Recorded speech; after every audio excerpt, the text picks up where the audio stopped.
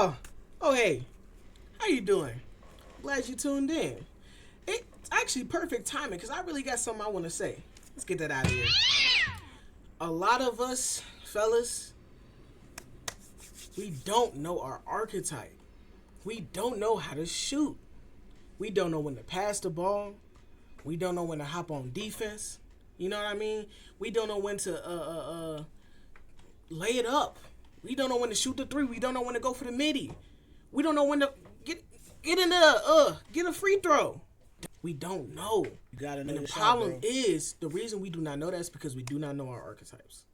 This is very essential for us to learn. So, the point of this video today is for us to understand our archetypes. It's for us to understand Let me cook. how, when, where to get that shot. You know what I mean? Who to shoot with. What shot? Yeah, what shot do I excel at the best? Should I be in the mid? Should I be at the three? Should I be at the layup? Should I go for the dunk? You know what I mean? That's the issue that we're having when it comes to dating. And so what I'm doing in this video is I'm going to talk about dating, the perspective of dating from a love and basketball standpoint. Not the movie. I never seen that movie. I heard it was trash, though. Straight garbage. But from a hoop standpoint, if you hoop, you'll really feel like you'll really be able to understand these kind of things. And if not, I'll be able to explain it well. No worries. I'll be able to explain it well, break it down for y'all. So, let's get into the context. Let's get into the background of it. Hold on. Stop the intro, bro. It's already 30 minutes long. Just start the video. You right, bro. My bad. The context is very important. So, what happened was, I was talking to my homegirl recently, and I was telling her, I'm like, listen, because she's having some dating issues here and there, all that kind of stuff. Yeah. I said, listen, G, I ain't gonna lie to you. You gotta know when to set your players up. You gotta know when to pass them the ball. You gotta know what position they have to be in so you can pass them the ball so they can score properly. You get what I mean? Some people may get that, but I'm gonna break it down for you a little bit more. Here's my ideology when it comes down to this. Here's my ideology. I believe men typically are scorers. Typically. And I believe typically women are playmakers and things of that sort. The problem, if the person who we may be trying to flirt with and here and that doesn't know our archetype, the issue is she's going to give us the ball at the 3-point line, top of the key, when in reality, you may be a paint beast. You know what I mean? You may be a putback king.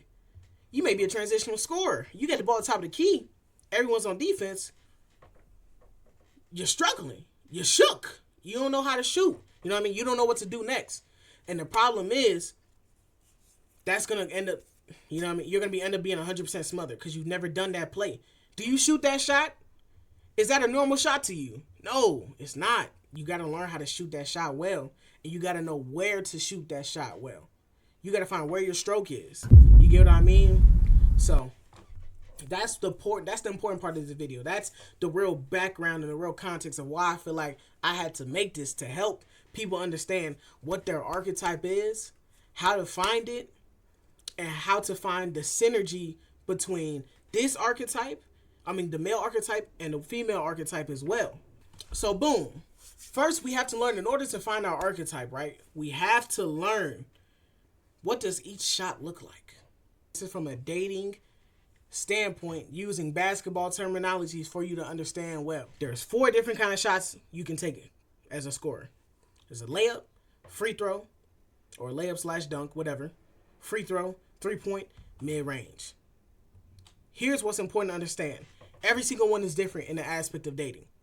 So when we look at it from this aspect of dating, what is a layup? Boom. A layup is a mutually established connection, a mutually established interest between both parties. A layup is usually the easiest one, and you have a lot of high confidence with the layup because you're more likely going to hit it. You get what I mean? This is the one where, even though it can be very smothered, this is the one you're usually the most confident in. This is usually the easiest one, lowest effort. You get what I mean? You guys already had that proximity, that connection. Oh, okay, cool. You like me? Bet. Let's go on a date. You like me? Bet. Let's go to the movies. Like me? Bet. Let's, you know what I mean? All that kind of stuff. You know what I mean? So, the mid-range. The mid-range is very important. The mid-range is usually timing based. Like the mid-range, you really got to make sure you're doing it well and you're on time and you're proper with it. You get what I mean? You're a real tactical person when you go for those mid-range shots. Like you really got it planned out. I hope that makes sense to you. It's usually highly effective. It's usually highly effective. And then examples of mid-range shots usually involve like casual flirting, simple, deep conversation, and then subtle persuasion. You know what I mean? So 3 point. 3 point is usually the cold approach, no matter what. This is either in person or this is through the DMs. The 3 point is always going to be the cold approach. Like, you barely even know that person. High risk, high reward. Just going for it. You get what I mean? This is the kind of shot where you walking in the club. You know what I mean? You walk in the grocery store, and you just thinking, oh, she bad. I gotta talk to her. That's a 3 point right there. And then the free throw. Okay, the free throw is interesting. The free throw is really interesting, right? Because even though the free throw has no guard, it's still almost the most amount of pressure. So here's why. So usually, taking the free throw has a lot of different traits in it. Usually involves composure. One of the biggest mistakes we see is in a free throw is over talking. Sometimes you fumble in the moment because you talking too much. You trying to figure out what to say and this and that, bro. Calm down. It's a free throw. Like, what happens in the free throw is you're being tested not for your game, but for your poise. How poised are you? How composed are you? How focused are you? You get what I mean? Some other mistakes we see is sometimes you too busy trying to impress rather than finish. Bro, she's already into you and you too busy trying to do this and that. Bro, just shoot the ball. Just make the shot. Calm down, bro. And another thing is when you don't recognize your window, when you taking too long to shoot the ball. You know what I mean? You at the free throw line like Giannis. Bro, shoot the ball. So, those are all the 4 shots that matter when figuring out your archetype. Boom. Let's get right into it, y'all. Let's get right into it. We know what all the shots mean. We know the ideology behind it. We know the purpose of finding our archetype. So let's get into our archetypes. So we're going to start off high here. This is a very important one. A lot of people, in my opinion, aren't really set for this archetype, but they try their best to mimic it, if that makes sense. The transition scorer. Y'all are not transition scorers. That is not your ball. Shazam!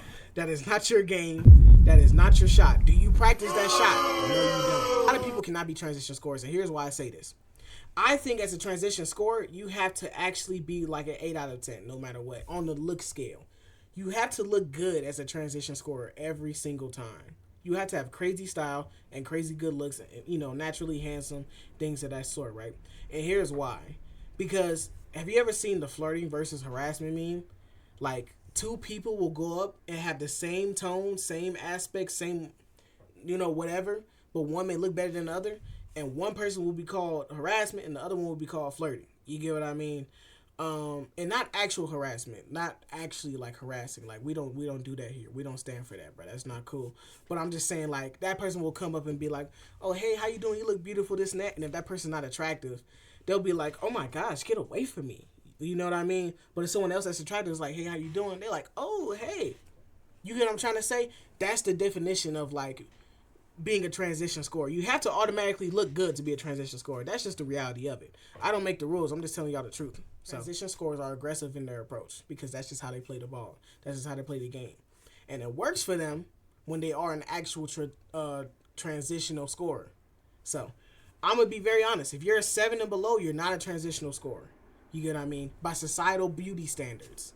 Everyone is beautiful in their own way. No doubt about it. But by societal beauty standards, you cannot be a 7 and be a transitional scorer. 7 and below and be a transitional scorer. I'm sorry. I didn't make the rules. I just understand how the world works. So these are people who are, like I said, usually very bold. These are people you'll always see in the party scene. They're always seen trying to pick up girls wherever they're at. Like, they're really good at that kind of transition, I guess you could say. Obviously, they operate off momentum. You know what I mean? They're always there quickly before the defense can think and process and things of that sort. So if I could think of any example right now, I would feel like somebody who...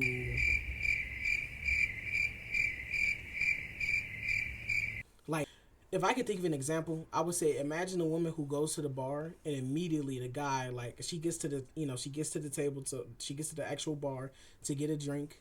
But before she could even ask for one, the guy immediately, how you doing, beautiful? Pull up to her, good looks, let me get you 2 drinks. Something like that. You get what I mean? and stuff like that, and they both consensually agree on like, oh yeah, you could buy me drinks and stuff like that.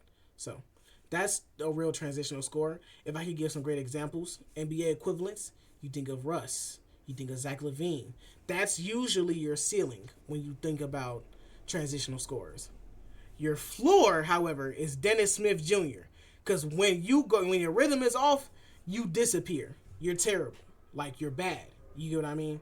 But your ceiling is Russ and Zach LaVine because you have an instant impact when you're going for when you're going for the point, when you're going for the score. Next, you got the rhythm scorer. The rhythm scorer is very important. This is the guy that goes for the mid-range and the layups. You know what I mean? But the rhythm scorer needs time to build rhythm. He needs time to get in place, to get that thing going. You know what I mean? So this person, he operates off the vibe check. You know, he has consistent energy.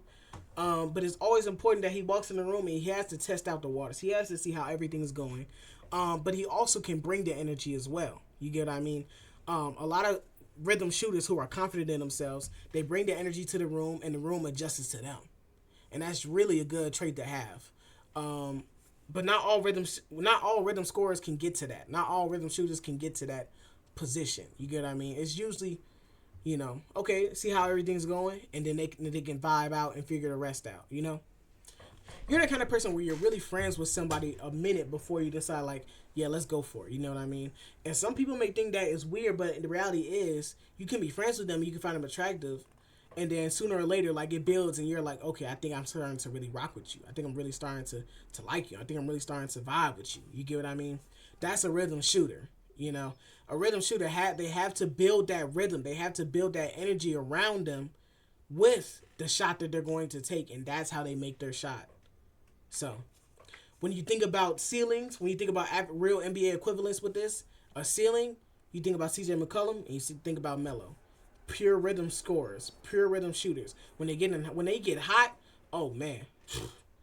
And I know you're thinking, okay, what about Harden? What about Curry? Like, those go into other examples. Like, we'll get to that. We'll get to that. No worries. Your floor, however, is this guy. Yeah, I know. It's not good, is it? No. Jordan Poole is good, man. He's good. But Wizards Jordan Poole, golly,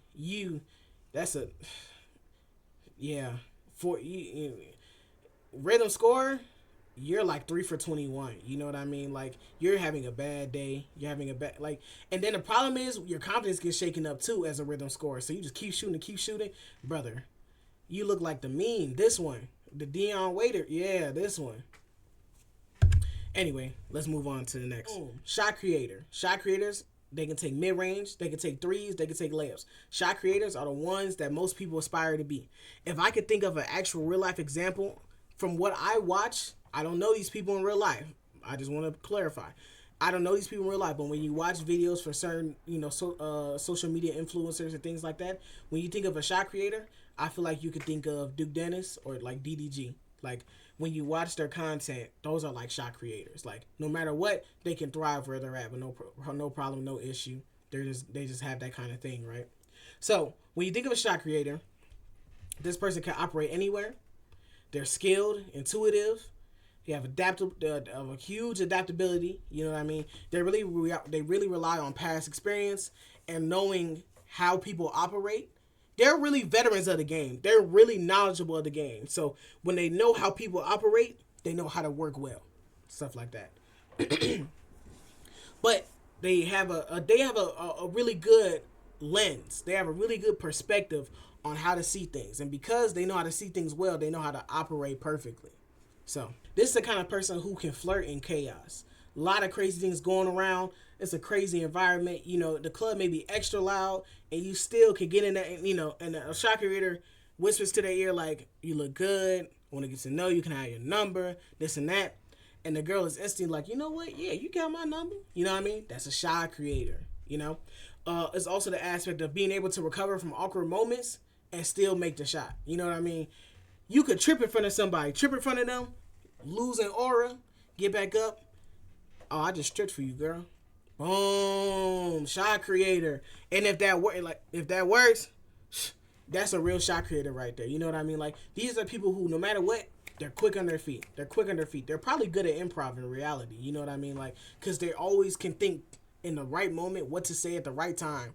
Really good. That's why they excel so well at the mid range. That's why they excel so well at the mid range, because you have to have that kind of timing. You get what I mean? So this is the shot creator. Here's some real life examples. Kyrie, obviously. When you think of shot creators, you think of Kyrie. No doubt about it. Floor, Nick Young. Yeah, Nick Young. Nothing else to say. Let's move on. You got the 3-level scorers. The 3-level scorers can hit from anywhere. Mid, free throw, layup, 3-point. That's just who they are. Mid, yeah. We all know. This is somebody who has a high skill level. This is somebody who's emotionally mature, and this is somebody who's also extremely adaptable. There's really not much to say here as a 3-level scorer. Like, these are the rare types, but these are people who really excel in regards to dating. The reality is, these are probably like marriage counselors. You know what I mean? Like, these are probably people who are really good at psychology and understanding people, psychology, sociology, people who understand people really well, but don't use it to manipulate. So, like, a good psychologist, if that makes sense. Somebody who actually cares about human beings and understanding them and studying them and things like that. You get what I'm trying to say? Because that's the person who really knows how to... And people who are like, you know what I mean? Like, you a therapist. You get what I mean? Like, I would have figured most therapists, most counselors know how to really engage their life really well. But, I mean, I could be wrong, because a lot of doctors also don't take care of themselves and things like that, you know? So that's what I would assume. Anyway, basketball equivalent, JT, KD, Devin Booker. Come on now. Floor, Andrew Wiggins. I ain't gonna lie to you. Andrew Wiggins. And no, not Warriors. I'm talking about rookie Timberwolves Andrew. Actually, was he good back then? Anyway, Andrew Wiggins is the best example I could think of. Like, you know what I mean? Like, anyway.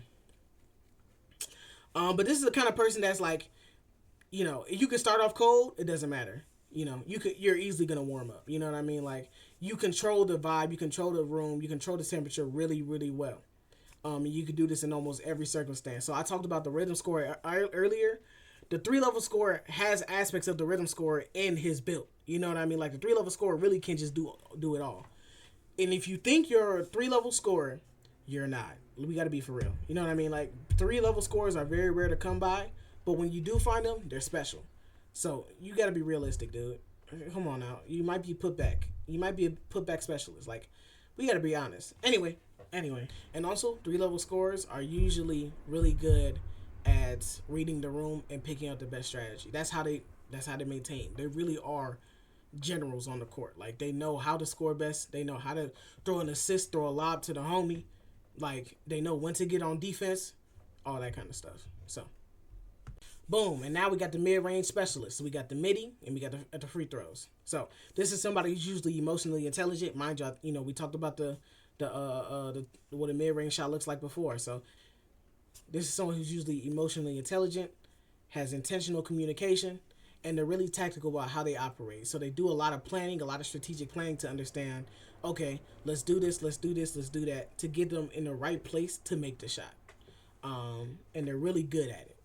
So this is somebody who operates in medium pressure situations. They don't like no high pressure. You know what I mean? Like, I don't. They're not the person who's really gonna go through the DM. They're not the person who's gonna really do the cold shot at the gym. I mean, not the gym. The cold shot at the gym, or the cold shot at, you know, at a club or at a Walmart or something like that. They're not the typical person that'll do that. That's not how they play the game.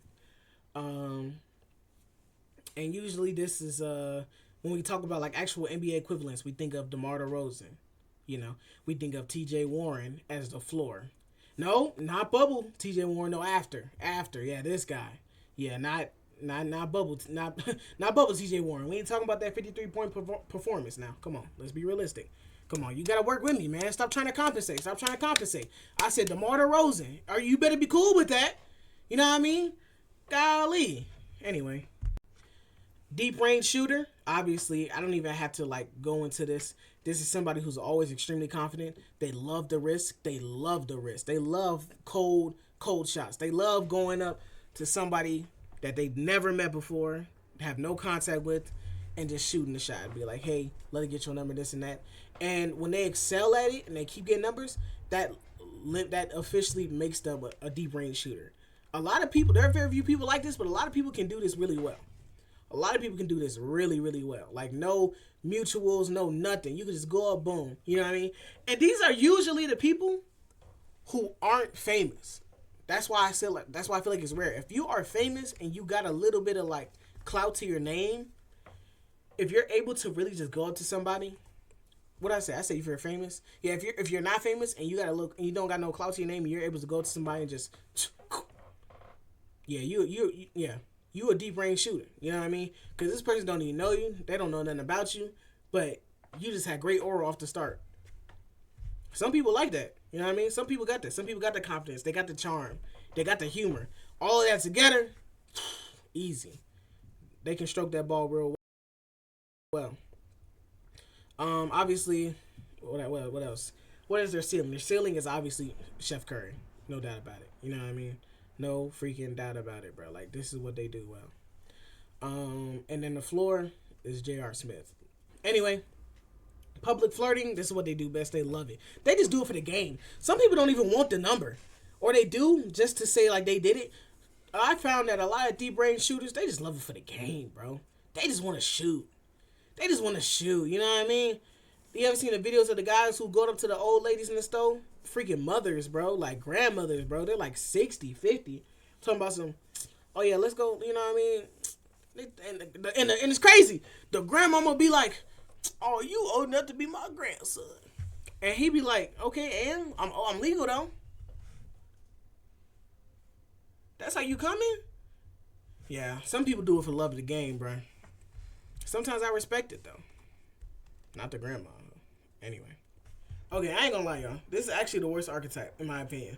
I'm not a fan of this archetype at all. These people, and when I describe this archetype, you're gonna know, because you probably got friends like this. We all do, unfortunately. Or we all did. You might have cut some people off, because the free throw merchant, is one of the most annoying archetypes ever, bruh. They're really like, oh, pity me kind of person. You know what I mean? They the one that they want pity for, you know? Those are kind of people that really are a free throw merchant. They're really annoying, but we'll talk about it anyway. So basically, a free throw merchant is somebody that has, they require emotional access. They're the guy that kind of waits for, you're the guy that kind of waits for the girl to break up. You're the guy that's invited to the slumber parties. You connect with them on an emotional level to get what you need. And the problem with that is it's not bad. It's not bad to connect with women on an emotional level. That's not bad at all. You should be doing that as a man. Like, you should be doing that.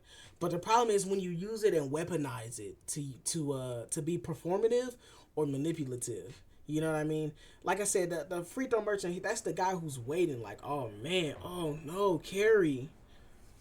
Oh, Carrie, you broke up with your man.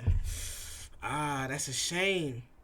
Let's talk about it tonight. Come over, we can just talk. Shazam! Like, come on, dude.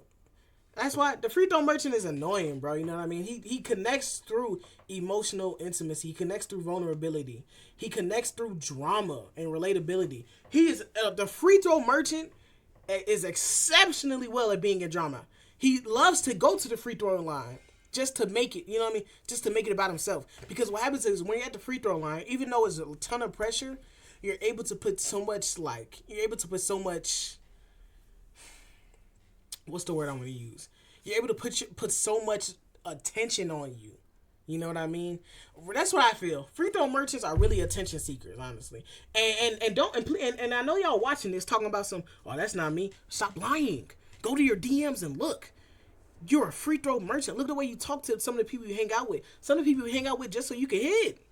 Come on, man. And listen. Come on. Some people you only friends with just so you can hit. You don't even want to be in a relationship with them. Some people can be friends with you, like, you know what? You know what I mean? I kind of do want to. That still can be problematic, but come on, dude. We gotta do better. We gotta do better. Some of y'all really are free throw merchants, and you're trying to act like you're not. And some of y'all are proud of it. Hey, dude. Free throw merchants are usually people who pander. They're usually the panderers. These are the guys who are always trying to like, oh my gosh, this and that. You know, women, this and that, whatever. But don't actually go out and help women. You know what I mean? They don't go out and actually vote for women's rights. You get what I mean? Like, you're pandering. So real panderers are usually free throw merchants. So that's just how I go about it. Your ceiling is James Harden. And I love Harden. Harden's my favorite player, so I'm sorry you had to get thrown into this, Harden. But, like, a free throw merchant, when you're a free throw merchant and you excel at it, you're Harden. You're up there. You know what I mean? Like, anyway. Your floor is Austin Rivers. So, yeah. Anyway, let's get into the other one. And finally, for our last, very, very last archetype, we got the putback specialist. The putback specialist is not the most desirable position, in my opinion. It's not the most desirable archetype. This is, in my opinion, if you're a putback specialist, you may have some confidence issues. You may struggle a little bit, and that's okay. That's okay. That's why we're learning, so we know how to help each other. You know what I mean? But at the same time, you can also be extremely dominant. Anyway, as a putback specialist, you really only go for layups. You know what I mean? Like, you want to go for the easy shots. Like, you really don't want to put in no effort. You want it to all come naturally to you. And it's like, come on, bro. You got to do something. You know what I mean? Like, we got to do something. It's okay to put a shot up. It's okay to miss a shot. But as a layup specialist, as a putback specialist, you're kind of the guy that, like, what you excel at is rebounding. You excel at being a rebounder. So when people, like, break up, you're like, oh, you're kind of right there. You know what I mean? It's easy for the putback specialist to be related to the free throw merchant, but the chances are you usually kind of go for people who are kind of at their lowest already. No disrespect. If you're taking offense to being a putback specialist, don't take offense. Do better. Anyway, so being a putback specialist, yeah, you know, you don't initiate. You wait for rebounds. Wait for people to break up. You know, you're there. You come across as passive or opportunistic. You know what I mean? Because you're kind of just like waiting for the time to shine, but at the same time, you're not going out putting any effort. You ain't got no grit. I'm gonna be honest. Anyway, and here's the ceiling. Here's the ceiling for you since you don't want to do no work. You're Tristan Thompson, buddy. Good luck. You're Tristan Thompson. And the floor is JaVale McGee. Come on, dude. Come on. Yeah, man. And like I was saying, y'all. So that's all I got for this video. Hope you guys found interest in this. If you guys want me to I have a quiz I'm making, and I'm going to post it sooner or later. But if you guys really do want that quiz, like, put it in the chat, put it in the comments, and I will, like, speed up the process expeditiously. But I would just wanted you guys to really understand what it means to, you know, what it means to find your archetype, what it means to make a good shot, and things of that sort. You know, because if you don't know how to make your shot, you're not going to know how to talk. You're not going to know who to shoot with and how to shoot with them. You know what I mean? It's hard to be a good shooter, bro. It's hard to be a good shooter. No one goes 100%.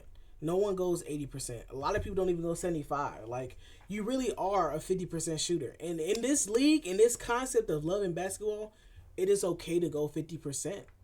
It's okay I would say, to even go 40%. You know what I mean? I think the best shooters are at 45%. Best shooters are at 50%. You have a few allies here and there. Don't listen to that, bro. You know what I mean? Like, don't believe the stuff you see on social media. Social media is all, you know, it's all games. You know what I mean? It's all fake. Go outside and meet some people. You know what I mean? That's where you really get to refine your shot. That's where you really get to refine your archetype. You know, your archetype skills, I guess you could say. Because you have to be outside. You have to actually meet people. You know what I mean? Don't look at these streamers and all that kind of stuff. And I love the streamers. I love to stream and watch myself. But I know the difference between content and real life. Like, these people are doing this for content. You get what I mean? Like, you better not walk up to nobody talking about you my ball. Bro, you 27 talking about you my ball. Bro, come on, dude. You know what I mean? I'm not shading the content creators. This is what they do. That's perfectly fine. But what I'm saying is, you as a viewer going into real life talking about, oh yeah, you my ball. Bro, Come on now. No, no, no, no, no, bro. Ask her how her day is going. You know what I mean? Like, bro, y'all both 27. She probably got bro, y'all got degrees and stuff like that or whatever. Like, and you talking about you my ball. You know how bad that's gonna repel her, bro? You know what I mean? Oh, I'm your property? That's what she literally heard that. When you said you my ball, she heard, oh, I'm your property. You own me now. You're cooked, buddy. You're cooked. But I just want to make sure y'all actually understand what it means to really like take the right shot. You get what I mean? You have to take the right shot. It's hard to take the right shot if you don't know how to shoot and if you don't know where do you shoot best at. If you don't know where you're hot at from and you don't know where you're cold from, there's not even a point in shooting the ball because you're not going to do it properly. You know what I mean? So, with that being said, y'all be easy, man. This was fun. I got a second video dropping out for the women sooner in the next couple of days. And in that video, I'll have the synergy grid. So when you see, it's important for y'all to see the connections that are made. It's important for y'all to see the connections that are made and what archetypes for the women fit the archetypes for the men and things of that sort. So hope y'all tune into that. It'll be a good video. Great references, great WNBA references, just like I had some NBA references here. And yeah, that's all I got. So I appreciate y'all tuning in. Subscribe, like, comment. I don't do this a lot, but I will start doing this every once in a while. Having content, things like this. I mainly just play games, but sometimes I just got some things to say. Get it? Say anyway. But no, that's just the reality of it too. So love y'all. Y'all be easy. And I don't know. I guess I don't have an intro.